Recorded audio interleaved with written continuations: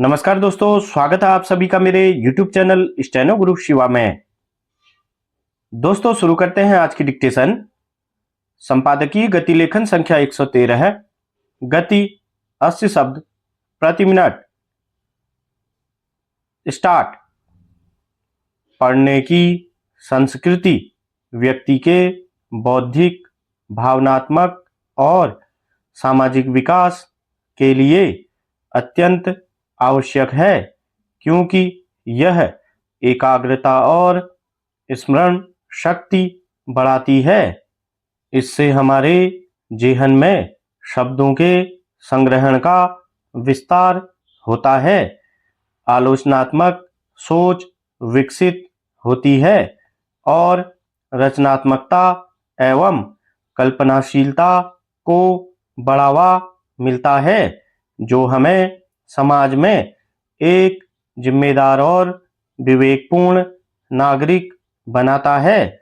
मगर आज के डिजिटल तकनीक के दौर में खासकर बच्चे और युवाओं की अंगुलियां पुस्तक के पन्नों को पलटने के बजाय मोबाइल फोन और लैपटॉप पर ही चलने लगी हैं।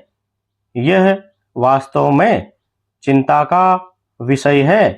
अब उत्तर प्रदेश सरकार ने विद्यार्थियों में पढ़ने की संस्कृति को मजबूत करने की दिशा में महत्वपूर्ण कदम उठाया है।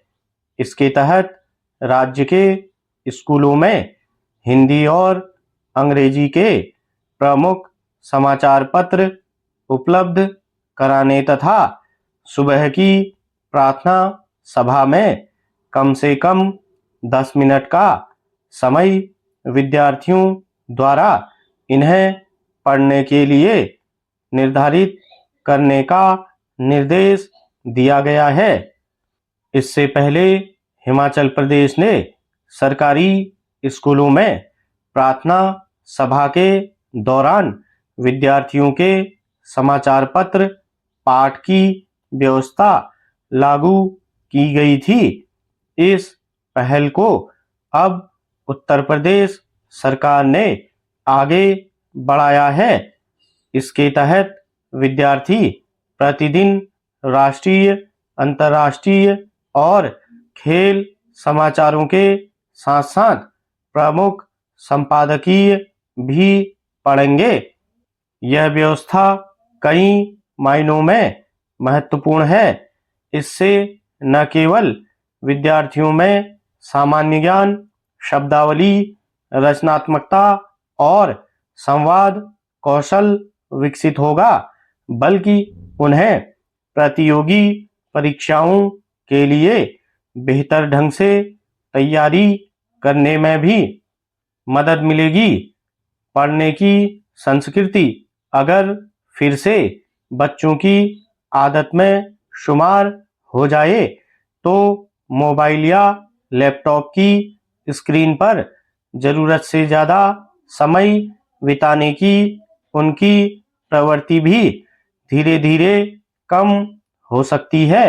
मगर यह पहल तभी सार्थक होगी जब इसे बिना किसी पूर्वाग्रह के सही मायने में धरातल पर उतारा जाएगा और इसकी निरंतरता को बनाए रखा जाएगा।